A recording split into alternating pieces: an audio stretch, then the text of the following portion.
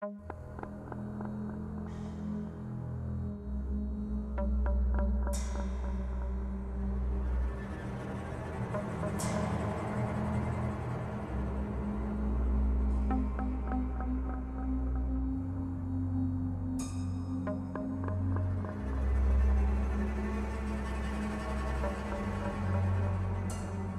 araw po sa inyo, Sir Misterio. Lalong-lalo na po sa lahat ng mga nakikinig sa inyong programa. Ako po si Joel, hindi ko po tunay na pangalan. Bubong Tarlac. At 11 taon po akong nagsilbi sa Philippine Army bago ako nagretiro noong 2019. Marami na po akong naranasang operasyon at bakbakan. Pero may isang pangyayari sa karera ko bilang sundalo na hindi ko kailanman malilimutan. Isang karanasang hanggang ngayon ay binabalik-balikan ko pa rin sa panaginip. Ito po ay nangyari noong 2014. Isa sa mga kampong itinayo namin sa kabundukan ng Camarines Norte, sa lugar na kilala bilang Bundok Labo. Noon pong panahong iyon, bahagi ako ng isang maliit na unit na ipinadala roon para magsagawa ng clearing operation laban sa mga rebelde. 3 araw ang biyahe namin mula sa kampo sa bayan. At sa pag-akyat pa lang, ramdam na namin ang hirap. Makapalang gubat, madulas sa lupa, madalas ay nababalot ng makapal na hamog kahit tanghaling tapat. Walang signal, tanging mga radyo lang ang gamit namin para makipag-ugnayan sa command post. Nang makarating kami sa itaas, nagtayo kami ng pansamantalang kampo malapit sa isang lumang trail. Walang nakatira roon, puro puno at kakaunti lang ang mga hayop na makikita. Ang mga unang gabi namin ay payapa, pero may kakaibang pakiramdam na parang may nakatingin sa amin mula sa dilim. Sanay na kami sa ganyang tensyon, kaya binaliwala namin. Isang gabi, habang naka-duty ako sa perimeter, napansin kong parang may mga ilaw na gumagalaw sa tuktok ng bundok sa di kalayuan. Akala ko noong una, mga rebelde, kaya sinabihan ko ang spotter namin na tignan sa scope. Pero nang gamitin namin ng night vision, wala kaming makita. Ang mga ilaw ay para bang maliliit na apoy, lumilitaw at naglalahaw, na parang mga alitap-tap pero mas maliwanag at mas sabay-sabay gumagalaw. 1 minuto lang nawala rin ang mga ito. Kinabukasan, pinuntahan namin ang pinanggagalingan ng mga ilaw. Pagdating namin doon, natagpuan namin ng mga lumang gamit militar, sirang helmet, kalawangin na kantina at isang lumang bandilang kupas na may tatak na lumang batalyon. Ayon sa record, dekada 60 pa nang huling ginamit ang batalyong iyon. Ibig sabihin, ang lugar na tinayuan namin ay dating kampo ng mga sundalo noon. Pagbalik namin, nagsimulang maramdaman ng ilang kasamahan ko ang mga kakaiba. May nagsabing may naririnig daw siyang tunog ng yabag sa paligid ng kampo, mabibigat at sabay-sabay. Nang tingnan nila, walang tao. Minsan naman, may naririnig na mga nagmamarcha mula sa direksyon ng gubat. Pero kapag susuyurin, bigla itong nawawala. Isang madaling araw, ako na mismo ang nakaranas. Habang nag-iikot ako, biglang narinig ang sabayang hakbang na maraming bota sa putik. Parang platoon na nagmamarcha. Sa una, inakala ko may paparating na reinforcement. Ngunit nang silipin ko sa flashlight, walang tao. Tanging mga bakas lang ng combat boots sa basa at putikang lupa. Ang mga marka ay bago. Ayon sa mga bakas, ay dumadaan ito sa paligid ng kampo. Kinabukasan, tumahimik kami habang nagkakape. Walang nagsasalita. Pero sa mukha ng bawat isa na alam namin may kakaibang presensyang gumagalaw sa lugar.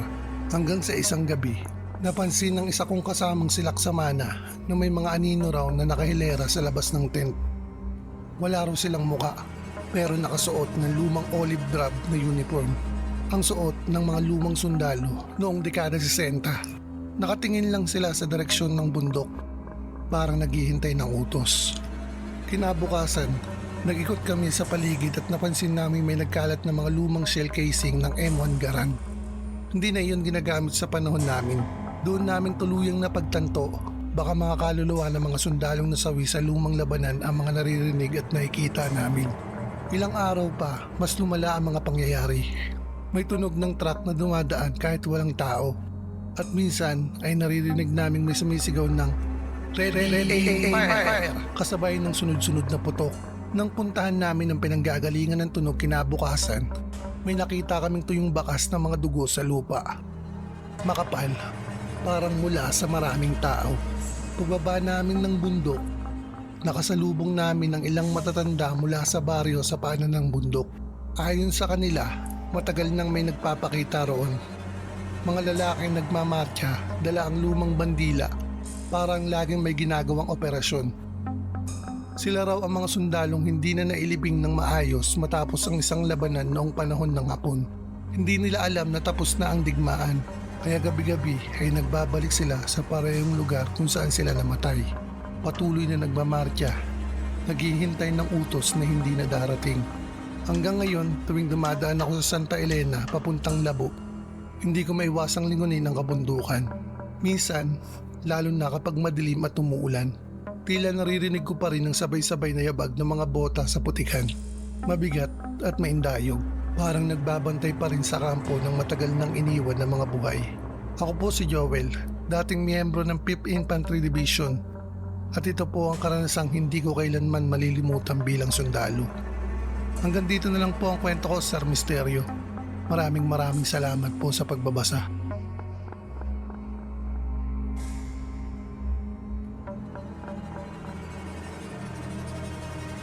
Magandang gabi po sa lahat ng mga nakikinig. At sa iyo na rin po, Sir Misterio. Itago niyo na lang po ako sa pangalang Sergeant Noel, Tubong Tarlac, at mahigit 17 taon na akong nagsisilbi sa hanin ng sandatahang lakas ng Pilipinas. Maraming na akong nasaksihan, mula sa bakbakan sa bundok hanggang sa mga lihim na katahimikan ng gabi. Pero may isang karanasan ako na hanggang ngayon hindi ko pa rin makakalimutan. Taong 2018, nakasign ako noon sa isang kampo sa Bukirin ng Nueva Ecija. Isang lugar na halos nakalubog sa katahimikan. Maliit lang ang detachment namin. 8 sundalo kaming lahat, kasama ko. Madalas ang tanging naririnig lang namin sa gabi ay huni ng kuliglig at ihip ng hangin. Pero isang gabi, may narinig kaming kakaiba. Mga bandang 12:00 ng gabi na ata yung Sir Misterio. Habang nakaposte ako sa guardhouse, may umalingaw-ngaw na boses ng babae mula sa may likuran ng kampo. Mahina lang noong una. Parang humihimig lang ng lumang kundiman. Akala ko, isa lang sa mga lokal na residente na dumadaan. Pero nang tumagal, napansin kong paulit-ulit lang ang himig. Parang walang hangganan. Lumapit ako sa bakod para silipin. Sa ilalim ng punong akasya sa labas ng kampo, may nakita akong anino ng babaeng nakaputing bestida. Nakatalikod at tila may hawak na rosaryo. Sa liwanag ng buwan, malinaw kong nakita na hindi gumagalaw ang anino sa lupa kahit anong ihip ng hangin. Kinabukasan, sinabi ko sa commanding officer namin ang nakita ko. Tahimik lang siya pero kalaunan ikinawento niya sa amin ang kasaysayan ng lugar. Noong dekada 80, bago pa maging kampo iyon, dating safe house doon ng mga sundalo noong panahon ng giyera. May isang nurse na tumulong sa mga sugatan, pero nang malamang pinapatay ng mga kalaban ng mga nasagip ng sundalo, nagpakamatay siya sa ilalim ng parehong puno, dala ng matinding takot at guilt. Simula noon, gabi-gabi, naririnig pa rin namin kumakanta siya ng parehong awitin. May mga pagkakataong biglang lumalabas sa paligid kahit tirik ang araw. O kaya may umaalingasaw na amoy ng alkohol at dugo sa barracks kahit walang sugatan. Minsan, isang bagong recruit ang nagbiro. Sabi niya, kung totoo raw ang kwento, gusto niya makita ang babae. Kinabukasan, natagpuan namin siya sa likod ng kampo. Nakatulala at may marka ng kamay sa leeg. Mahaba, maputla at malamig na parang nagyayelo. Hindi na siya bumalik sa serbisyo matapos yun. Hanggang ngayon, tuwing may dumarating na bagong sundalo, binabalaan namin sila. Huwag lalapit sa puno kapag hating gabi, lalo na kung maririnig ang awiting iyon. Dahil kapag napakinggan mo ng buo ang kanta, hindi mo na daw magagawang makatulog ng payapa kailanman. Hanggang dito na lang po ang kwento ko, Sir Misterio. Maraming salamat po at sana po may bahagi niyo po ang istorya ko sa inyong channel.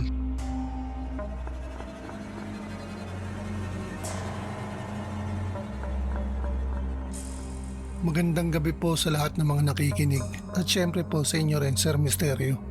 Ako po si Staff Sergeant Rodrigo. Tawagin niyo na lang po akong Dodong, Tubong Kapis. At nasa serbisyo na po ako nung mahigit 18 taon. Sa tagal kong nagmamanman sa iba't ibang operasyon, marami na akong nakitang kakaibang pangyayari sa bundok. Pero ang naranasan namin noong 2017 sa Bukirin ng Antique, iyon ang hindi ko makakalimutan kailanman. Panahon niyon ng operasyon laban sa armadong grupo sa kabundukan. 3 araw na kaming nakaposte sa paanan ng Napulak. Wala kaming signal, puro dilim lang at hamog ang paligid. Ang tangi ilaw namin ay lampara at siga. Kasama ko noon si PFC Marquez, Corporal de la Peña, Sergeant Ramos at Private Ocampo. Mga veterano na rin sa gera, walang takot sa putukan. Pero sa gabing yun, hindi bala ang kalaban namin. Bandang 2:00 ng madaling araw, habang naka-duty si Ocampo sa perimetro, bigla siyang sumigaw. Nang puntahan namin, nanginginig siya at halos hindi makapagsalita. Sabi niya may nakita raw siyang babaeng hubad, nakaluhod sa lupa at kumakain ng parang hayop sa gilid ng gubat. Akala namin bangungot lang o guni-guni dala ng sobrang pagod. Pero nang tinignan namin ang lugar, totoo nga, may mga bakas ng paa at amoy na parang nabubulok na karne. Kinabukasan, nakita naming patay ang kalabaw ng isang residente sa may ibaba ng bundok. Wasak ang tiyan, ubusan laman loob. Nagtataka pa kami kung baka wild animal ang may gawa. Pero sabi ng mga taga-baryo, hindi hayop yan sir, aswang yan. Yan talaga yan sa bundok na yan naglalagi. Gabi-gabi, simula noon, may naririnig kaming kakaibang iyak sa paligid. Hindi sigaw, hindi huni. Parang boses ng babae na umiiyak at humihingi ng tulong. Pero hindi galing sa tao. Minsan, nagiging tawanan. Minsan, parang nagmumula sa taas ng puno. May isang gabi, nagising ako sa tunog ng mga kuko sa labas ng tent. Kaluskos na parang may gumagapang. Pagtingin ko sa siwang, may nakita akong matangkad na nilalang, mapayat, baluktot ang katawan at may mahabang buhok. Nakatayo lang siya sa di kalayuan, nakatingin sa amin. Sa liwanag ng siga, kitang-kita kong kumikislap ang mga mata niya, kulay pula na para bang nagbabagang uling. Pumutok kami ng baril, sabay-sabay, pero nang lapitan namin, wala na siya. Tanging mga patak ng itim na dugo lang ang naiwan sa lupa. Kinabukasan, nilipat namin ang kampo dahil sa takot ng mga tauhan. Pero bago kami umalis, napansin naming malalim ang mga marka ng kuko sa labas ng bawat tent. Parang nilalaro kami buong gabi. Pagbaba namin sa baryo, sinabi ng isang matanda, hindi niyo siya dapat binaril. Matagal na siyang naglalagay sa bundok na yan. Ina ng mga nilalang, hindi dapat ginagalaw. Mula noon, tuwing may operasyon kami sa lugar na may katahimikan at kakaibang lamig, lagi kong naiisip ang Mount Napulak at ang nilalang na umaaligid sa dilim. Naghahanap ng dugo o baka naghihintay lang ng susunod na sundalong papasok sa kanyang teritoryo. Hanggang dito na lang po ang kwento ko, Sir Misterio. Maraming salamat po sa mga nakikinig.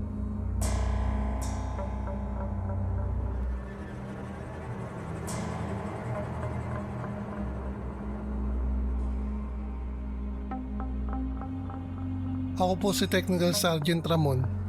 Tawagin niyo na lang po akong Mon. Tubong Iligan City, Mindanao.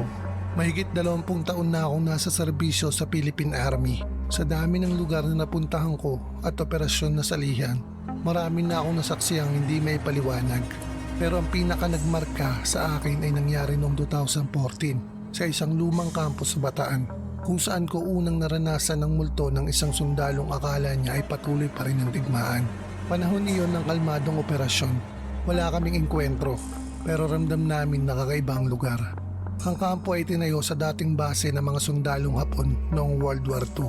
Ayon sa mga veterano roon, maraming hindi pa rin daw matahimik na kaluluwa sa paligid. Mga sundalong napatay, nilibing ng walang dasal o hindi man lang nalaman ng pamilya ang kanilang sinapit. Bilang isa sa mga senior sa unit, ako ang naka-assign magbantay ng perimetro tuwing gabi. Isang madaling araw, bandang 12:00, napansin kong parang may nagmamarcha sa may lumang barak sa gilid ng kagubatan. Maingat ang bawat tiyabag, mabigat at may ritmo na parang sinanay sa disiplina ng hukbo. Akala ko noon ay isa sa mga kasama ko, kaya sinundan ko. Ngunit habang papalapit ako, napansin kong kakaibang uniforming suot ng lalaki. Kulay olive, may pulang insignia ng Hapon at sa likod, may mga lumang marka na tila galing pa sa panahong iyon. Nang humarap siya sa akin, natigilan ako. Maputla ang muka, parang wax. at ang mga mata niya ay walang buhay. Nakatingin lang siya. Mahigpit ang hawak sa kanyang lumang Arisaka rifle. Hindi ko alam kung anong gagawin ko. Pakaramdam ko ay bumagal ang paligid. At di kalayuan, narinig ko ang mga sigaw, pagsabog at yabag ng daang-daang sundalo. Parang bumalik ako sa panahon ng gyera. Tumigil siya sa ilang hakbang mula sa akin. Saka marahang nagsaludo. Hindi ko maintindihan kung bakit, pero parang may lungkot sa kilos niya. Bumalik ako ng saludo bilang tugon. Sa sandaling iyon, biglang naglaho ang mga tunog at ako na lang ang natira sa gitna ng barracks. Nang silipin ko ang sahig, may naiwan doon. Isang lumang identification tag ng Imperial Japanese Army. Kalawangin at may pangalan na halos mabura na sa edad. Kinabukasan, dinala ko iyon sa aming commanding officer. Tinignan lang niya ako at sinabing, hindi lang ikaw nakakita sa kanya, Sarmiento. Bawat batch ng sundalo rito, may isa talagang nakakita sa hapon. Sabi nila, siya ang huling bantay ng kampong ito. Hindi raw makaalis hanggat hindi niya naririnig ang utos na tapos na ang gyera. Mula noon, gabi-gabi, tuwing kalmado ang paligid, may naririnig pa ring yabag ng bota at saludo ng baril sa hangin. Sabi ng ilan, minsan ay nakita raw ang hapon sa likod ng lumang flagpole. Nakatayo ng matuwid, tila hinihintay pa rin ang kanyang komendante. Nung huling araw ko sa kampo, dinalaw ko muli ang barracks. Tahimik ang paligid at malamig ang simoy ng hangin. Paglingon ko, nakita ko siyang muli, nakatayo sa dilim at marahang tumango. Nagbigay ako ng saludo, hindi dahil sa takot, kundi bilang respeto sa isang mandirigmang gaya ko, na kahit patay na, ay hindi pa rin nakakalimot sa tungkulin. At sa sandaling iyon, nakita kong unti-unti siya naglaho, hanggang samog na lang ang naiwan. Hanggang dito na lang po ang kwento ko, Sir Misterio. Marami sa amin ang handang mamatay para sa bayan. Pero may ilan pa lang, kahit patay na, ay patuloy pa rin ang pagbabantay.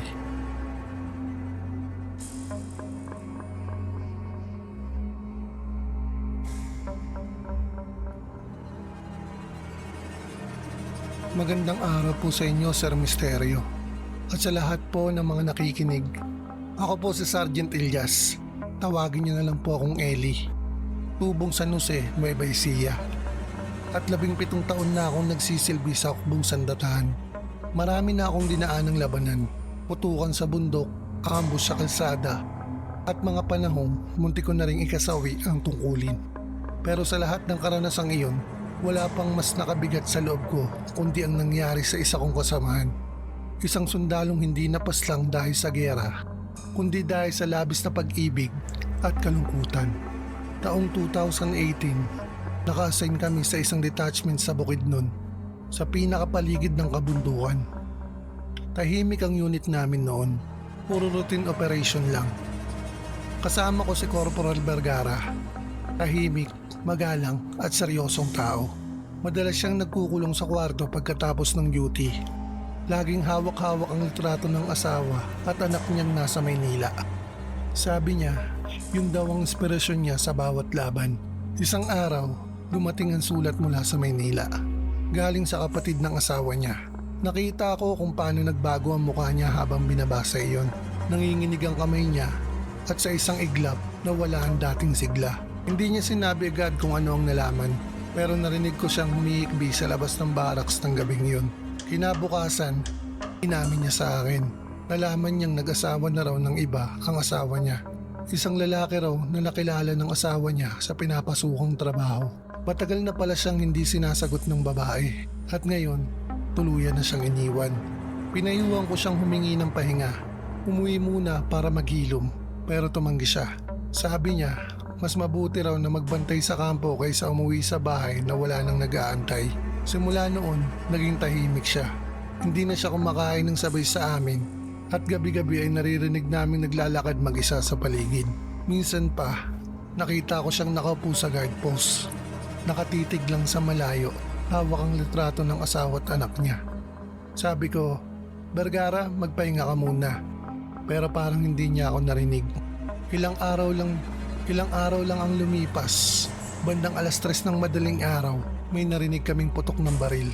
Nang puntahan namin, nakita namin siyang nakaupo sa tabi ng puno sa likod ng kampo. Duguan, nakasandal at para bang nakangiti habang hawak pa rin ang litrato ng asawa niya. Binawi niya ang kanyang sariling buhay. Iniwan lang niya sa mesa ang papel na may mga salitang, "Hindi ko kayang mabuhay sa mundo kung wala siya." Matapos ang libing, ilang linggo ang lumipas. Nagsimula na ang mga kaibang pangyayari. Gabi-gabi sa parehong oras ng kanyang pagkamatay, naririnig namin yung yabag ng bota sa paligid ng puno. Minsan, nakikita ng mga naka-duty ang anino ng lalaking naka-uniforme. Nakaupo sa parehong pwesto. Para ba itong may tinitignan o hawak sa kanyang kamay? May pagkakataon pa raw na kapag naglalagay ng kape sa mesa, pagbalik nila, may bakas ng kamay sa tasa, parang may uminom. Isang gabi, ako mismo ang naka-duty. Tahimik ang paligid, malamig ang simoy ng hangin. Habang nag-iikot ako, nadaanan ko ang puno kung saan siya nagpakamatay. At doon, sa ilalim ng liwanag ng buwan, nakita ko siya. Nakaupo, suot pa rin ang lumang uniform, nakatingin sa litrato na parang totoo pa rin ang lahat. Hindi siya galit, hindi rin siya takot, parang nalulungkot lang. Nung oras na iyon, mahina akong binigkas. "Vergara, tapos na, pwede ka na magpahinga." At nang sabihin ko yon, unti-unti siyang naglaho sa amog. Dala ang katahimikan na hindi ko makakalimutan. Hanggang ngayon, Sir Misterio, tuwing bumabalik ako sa kampong iyon, tinitirikan ko ng kandila ang puno. Hindi para matakot, kundi bilang pag-alala sa isang kaibigang tinalo ng sakit ng damdamin, hindi ng bala. Hanggang dito na lang po ang kwento ko, Sir Misterio. Sa digmaan, marami ang namamatay sa labanan, pero may ilan ang laban ay nasa loob ng puso't isipan, at yun ang pinakamatindi.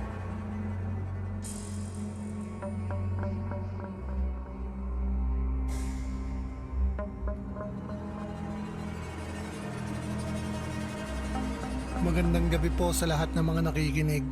Sana po maibahagi niyo ito, Sir Misterio. Ako po si Private First Class Jerby, Hubong Baler Aurora. 7 taon na akong sundalo sa Hukbong Sandatahan. Ilang beses na akong na-assign sa iba't ibang lugar. Pero may isang misyon na hanggang ngayon ay hindi ko makalimutan. Hindi dahil sa kalaban, kundi dahil sa isang bagay na hindi kayang ipaliwanag ng sino man sa amin. Taong 2020, na-assign ng unit namin sa Isabela, sa isang malalim na bahagi ng kagubatan na halos walang tao. Mission namin noon, maglatag ng temporary outpost at mag-monitor ng mga kahina-hinalang galaw ng mga rebelde. Karaniwan lang sana, kung hindi lang dahil sa kakaibang pakiramdam na bumabalot sa lugar. Pagkababa pa lang namin sa truck, napansin na ng isa kong kasamahan, si Corporal Javier, na parang ang tahimik ng paligid. Walang huni ng ibon, walang kaluskos ng hayop. Puro hangin lang ang dumadaloy sa mga punong matataas. Parang walang buhay ang gubat. Nagkampo kami sa may tabi ng ilog. Habang nagluluto kami ng rasyon, may biglang lumapit na matandang babae. Payat, puting-puti ang buhok at nakasuot ng lumang saya. Sabi niya, "Mga iho, huwag kayong lalampas sa kabilang pampang kapag lumubog na ang araw. Hindi iyon ang lugar para sa inyo." Nagpasalamat kami, pero ang totoo, hindi namin sinaryoso. Akala namin, isa lang sa mga taga-nayon na palaboy sa paligid. Kinagabihan, nagpaikot kami ng bantay. Ako ang naka-duty bandang 10:00. Tahimik ang paligid nang biglang umihip ang malamig na hangin. Kasabay ng amoy ng bulaklak na parang gumamela o kamangyan ata yun, Sir Misterio. Paglingon ko, may liwanag sa kabilang pangpang ng ilog. Parang apoy na sumasayaw. Tinawag ko ang mga kasamahan ko, pero nang tumingin kami, may nakita kaming isang babae. Mahaba ang buhok, nakaputing damit at nakatayo sa ibabaw ng bato parang lumulutang. "Sir, baka rebelde yan," sabi ni Javier. Pero nang tutukan namin ng ilaw, biglang nawala ang babae. Wala ni bakas ng paa, wala ring ingay ng tubig. Kinabukasan, nagpasya si Javier at 2 tropa namin na tawirin ng ilog. Pinilit kong pigilan sila. Pero sabi niya, gusto lang daw nilang silipin kung may kuta o kubo sa kabila. Pagkalipas ng 1 oras, hindi pa rin sila bumabalik. Sinundan na namin sila, pero ang nakita namin ay mga yapak lang at nagtatapos sa gitna ng putikan. Parang biglang nilamon ng lupa. Nang bumalik kami sa kampo, 3 putok ang narinig namin mula sa gubat. Pagdating namin sa pinanggalingan ng putok, naroon si Javier. Nanginginig, duguan, pero buhay. Sabi niya, may tumatawag sa amin, boses ng babae. Ang ganda, pero malamig. Parang hinihigop ako. Nang tanungin namin kung nasaan ang dalawa niyang kasama, umiiyak lang siya. Sabi niya, hindi sila sumigaw, basta bigla na lang nawala. Dinala namin siya sa kampo. Kinabukasan, dinala namin siya pabalik sa base. Pero bago siya tuluyang makaalis, sinabi niya sa akin, Jerby, kapag naamoy mo ulit yung bulaklak sa hangin, huwag kang lilingon. Mula noon, hindi na namin nakita ang dalawang kasamahan namin. Wala ring ibang report ng presensya ng kalaban sa lugar. Pero tuwing gabi, kapag lumalalim ang katahimikan, sinasabi ng mga bagong assign doon na may nakikita raw silang babaeng nakatayo sa bato sa gitna ng ilog, nakatingin sa kampo, parang umingiti. Hanggang ngayon kapag napapadaan ako sa lugar na iyon, palaging malamig ang pakiramdam ko. Hindi ko alam kung totoo ba ang nakita namin. O baka guni-guni lang, dala ng pagod at takot. Pero isa lang ang sigurado ko. May mga lugar sa mundong ito na hindi dapat ginagalaw. At may mga nilalang na hanggang ngayon ay nagbabantay sa gubat ng silangan. Hanggang dito na lang po ang kwento ko, Sir Misteryo. God bless po at more powers po sa channel nyo. Sana po may bahagi niyo po itong kwento ko sa mga nakikinig.